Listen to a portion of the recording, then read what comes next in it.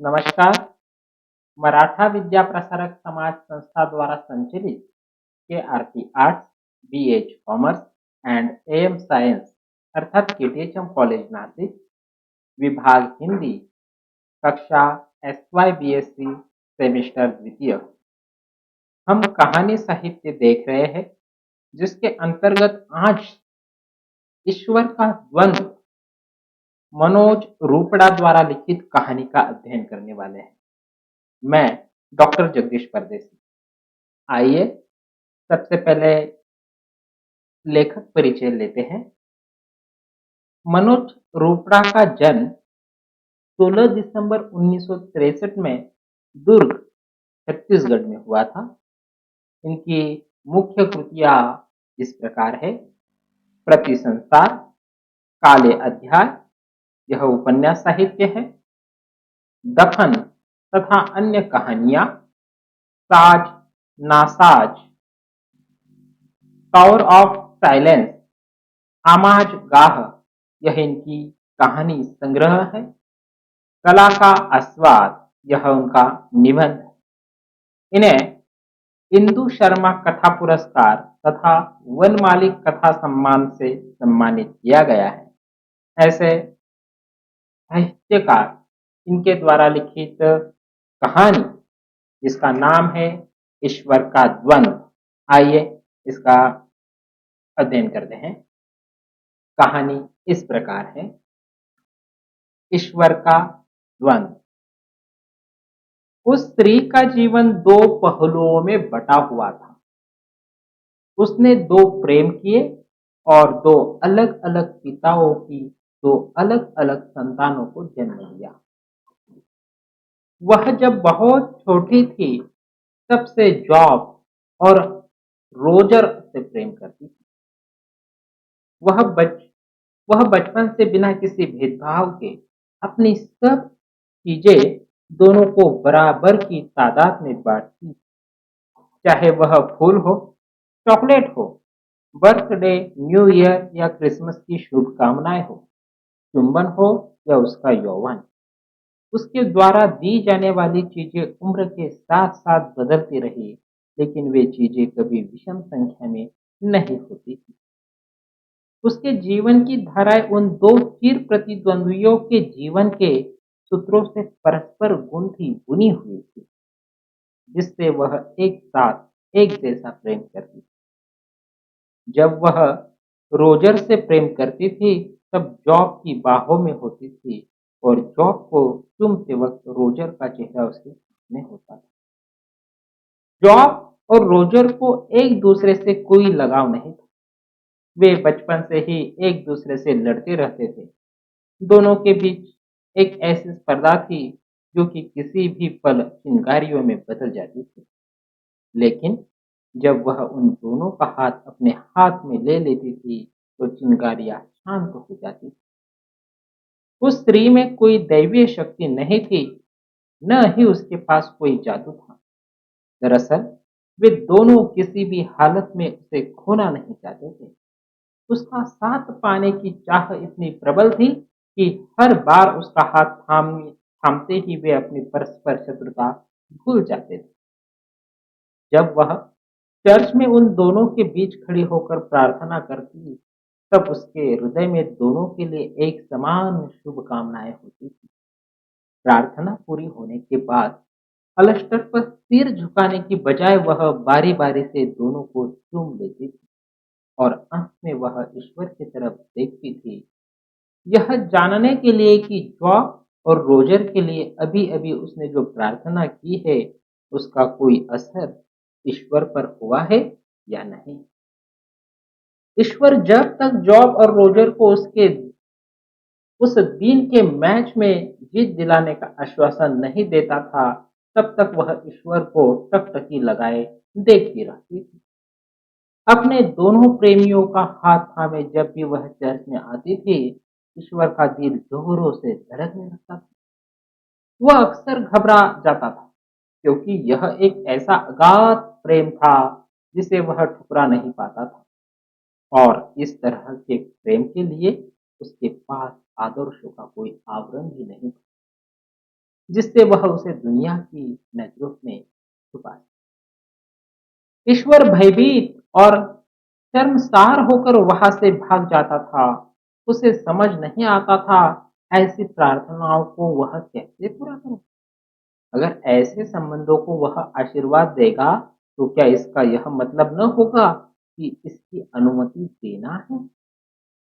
दुनिया के डर से ईश्वर चर्च से बाहर निकल आता था, लेकिन चर्च में की गई प्रार्थना, प्रार्थना में व्यक्त की गई भावना, बाइबल में वर्णित रूथ और बोझ की प्रेम कहानी और उन गीतों कविताओं की पंक्तियां उसके दिमाग में गूंजती रहती थी, जिसका एक एक शब्द प्रेम और दयालुता से सरोबोर था। वह इन शब्दों से प्रेरित होकर कुछ कहना चाहता था, लेकिन ईश्वर आखिरकार ईश्वर था। उसके दोनों हाथ धर्म और नैतिकता की कीलों से बिंधे हुए थे।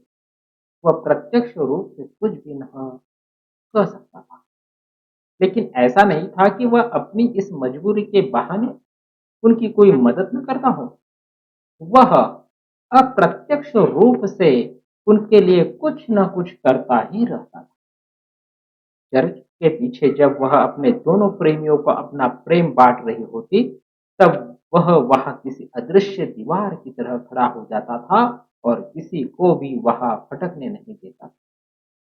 फुटबॉल के मैदान में रोजर को और बॉक्सिंग की रिंग में जॉब को जीत दिलाने के लिए वह ऐसे आसान अवसर उपलब्ध करवा देता था, ताकि दोनों को जीत दिलाने के लिए प्रार्थना में व्यक्त की गई अभिलाषा पूरी हो।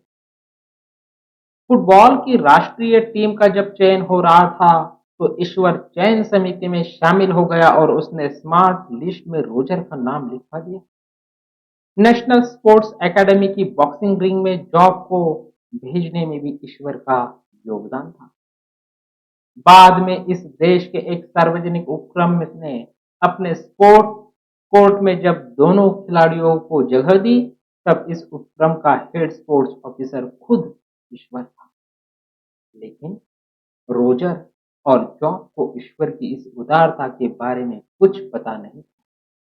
वे मैच में अपनी संचित शक्ति का एक एक अंश लगा देते थे, ताकि उनके लिए की गई प्रार्थना व्यर्थ न जाए और उनकी प्रियतमा को ईश्वर के सामने नीचा न देखना पड़े। रोजर की हर किक और जॉब के हर एक पंच में जो अंतर्निहित शक्ति लगती थी, वह प्रेम की शक्ति थी, या ईश्वरीय शक्ति, इसे खुद ईश्वर भी नहीं जानता था। ईश्वर यह चाहता भी नहीं था कि कोई उसकी शक्ति को पहचाने या उसके द्वारा किए गए प्रयत्नों के लिए आभार प्रकट करे। वह तो बस किसी की प्रार्थना पूरी करने में लीन था, उतना ही जितना कोई भक्त ईश्वर की भक्ति में लीन हो जाता है। प्रेम के वशीभूत होकर ईश्वर ने और भी कई जालसाजियां की। वह बिना कुछ सोचे समझे उस स्त्री की सभी प्रार्थनाओं को पूरी करता रहा और बिल्कुल नाजायज तरीके से उनके प्रेमियों को लाभान्वित करते हुए उसने उस आदर्श को भी खंडित कर दिया, जिन आदर्शों के लिए उसे ईश्वर माना जाता था। एक समय बाद उसे महसूस होने लगा कि मानवीय भावनाओं में बहकर उसने ईश्वरीय विधान को गलत साबित कर दिया है। जब वह अपनी गलती का एहसास हुआ, तो वह उदास हो गया। फिर बढ़ते हुए अपराध बोध ने आखिर उसे कन्फेशन बॉक्स में खड़े होने के लिए मजबूर कर दिया। और जब वह कन्फेशन बॉक्स में खड़ा था, तब उसके सामने कोई पादरी नहीं था जिसके सामने वह अपने अपराधों को स्वीकार करता। उसके सामने वे सारी विगत सदियां मौजूद थी और बर्बरता के वे सभी कालखंड, जब धर्म और राज्य सत्ता ने मिलकर ईश्वर का दुरुपयोग किया था और अपने हितों के लिए लाखों लोगों को बर्बरतापूर्वक मौत के घाट उतार दिया था। धर्म और सत्ता के इस गठजोड़ ने अपनी शक्ति से एक समांतर ईश्वर भी खड़ा कर दिया था, जो धर्म के आधार पर नहीं, भ्रम के आधार पर उसके द्वारा लोगों को इतना भ्रमित किया गया कि उस ईश्वर और असली ईश्वर के बीच फर्क करना मुश्किल हो गया। और अब तो यह समझना भी मुश्किल है कि जीसस क्राइस्ट मुक्त व्यापार है या मुक्त व्यापार जीसस क्राइस्ट है। दुनिया में जहां भी वे गए, जीसस क्राइस्ट को साथ लेकर गए और अपनी हर इच्छा को ईश्वर की इच्छा के रूप में प्रचारित। अगर ईश्वर की इच्छा है कि गरीब देशों के उत्थान के लिए उन्हें गुलाम बनाया जाए, तो ऐसा ही सही।